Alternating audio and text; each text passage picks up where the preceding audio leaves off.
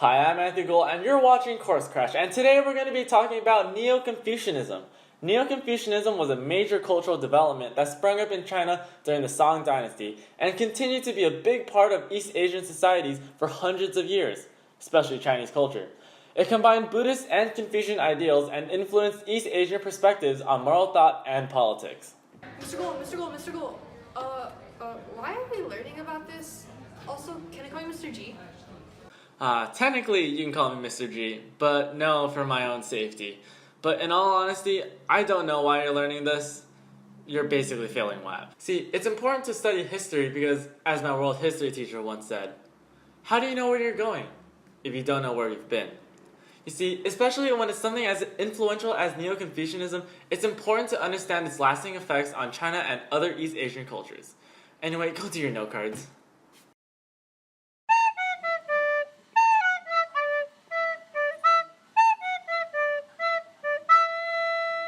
You know what I think? I think we need more globes. Oh, yeah, thank you. Yo, dude, that's dope. Okay. So, Neo-Confucianism emerged during the Song dynasty, and during this time, Confucianism had always been around for over 1,000 years and was already intertwined into Chinese politics and society. Song emperors, wanting to minimize foreign influence, greatly supported Confucian scholars in hopes of strengthening Confucian tradition. As time went on, Confucian scholars became increasingly intrigued with the logic of Buddhist thought and its regards to nature. This combination of Confucian ideals and Buddhist thought created Neo-Confucianism. One of the most prominent Neo-Confucians was Zhu Xi, a Chinese philosopher. As a Confucian scholar, Zhu Xi emphasized traditional Confucian ideals such as social harmony, but he was also interested in Buddhist thought because of its abstract qualities. From his combination of valuing Confucian ideals with Buddhist ideals, he came up with two elements representative of being: Li, the essence of being, and Qi, its material form. In addition to Li and Qi, Neo-Confucianism calls for the recognition of the three fundamental bonds and the five constants. The three fundamental bonds describe basic relationships, the ones between father and son, lord and retainer, and husband and wife. These relationships support the idea of social structure based off power, with the father, lord, and husband commanding more respect than their counterparts. The five constant virtues are described as the virtue of benevolence, righteousness, propriety, wisdom, and trustworthiness. So basically, if you wanted to be a good Neo-Confucian, you would need to hold respectful relationships with regard to those who hold more power. Be a kind individual, be moral, conform to the standards set by society, be smart, and reliable. It's evident that these standards have transcended millennia as they were seen in ancient China and are continued to be seen in modern Chinese society. Now, the purpose of these ideals were to enable stability in the lives of individuals and subsequently the rest of society, with the three fundamental bonds structuring human social life and the five constants allowing for individuals to conduct themselves through strong morals. Without these regulations, it was thought that disorder would ensue. As Neo-Confucianism developed through the Song dynasty, the bonds and constants were often merged by scholars, such as Zhu Xi, who said, "Within the cosmos, there is but one eternal principle. Heaven, by getting hold of it, becomes heaven. Earth, by getting hold of it, becomes earth. All things which live between heaven and earth, by getting hold of it, become what they are. Expanded, it becomes the three bonds. Elaborated, it becomes the five constants. All these are this principle in operation. Wherever one goes, it is there." His words demonstrate the connections that Neo-Confucianists made between abstract universal concepts of order and following of these guidelines. So I just want to add on to say that this connects further to the idea that the three bonds and five constants were heavily regarded as principal guidelines to follow in order to live the ideal Neo-Confucian life. It illustrates the idea that these relationships were key in maintaining balance, regardless of individuals' needs and wants that would set the world off balance. This quote also makes it easier to understand the idea of Neo-Confucianism being this sort of syncretic philosophy intertwining Buddhist thought and classical Neo-Confucius ideas, because it shows the different aspects of the two thought processes. It continues to hold the 3 bonds and 5 constants in high regard while also placing emphasis on more conceptual ways of thinking. Nextly, classic writings shaped the education of those studying Neo-Confucianism in East Asia, such as the 4 books, which included the Analects of Confucius, Mencius, the Great Learning, and the Doctrine of Mean.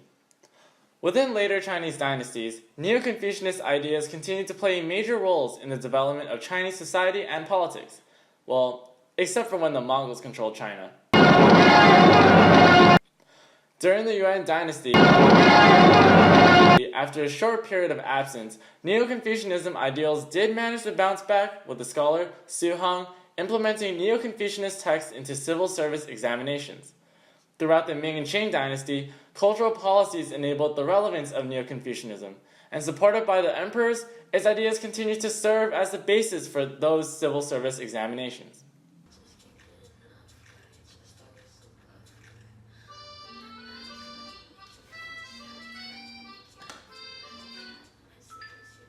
Hello? Oh, you wanted us to move on to a new segment? A new segment? What's it called? Alright. Now we're moving on to the new segment, What's in the Fridge? It's time for What's in the Fridge. We need to take a mental break from all that learning. Or as I like to call it, a brain freeze. Ice desserts appeared the same time that Neo-Confucianism did in the Song Dynasty. As ice became more readily available, it was more common to see ice beverage and ice dessert stores pop up throughout China. One of the most popular flavors was lychee. Oh, sounds like Li and Chi. Well, that's it. Thanks for joining us on What's in the Fridge. And now, moving on to Japan. In Japan, Neo-Confucianism was spread during the beginning of the Tokugawa era through Zen Buddhists as sort of a side study. Like Buddhism in China, Neo-Confucianism was only partially adopted in some areas of Japan, from its status as a foreign idea that threatened traditional Japanese culture. Neo-Confucianism was used in Tokugawa Japan as a way to legitimize the organization of society.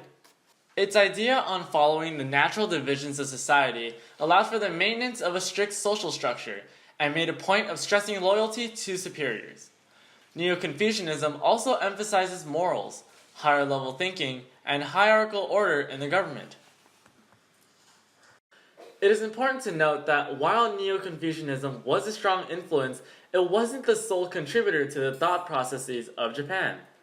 It was reasonable to draw the conclusion that the Japanese developed their own mix of social ideals in the same way that Chinese Confucianism developed Neo-Confucianism.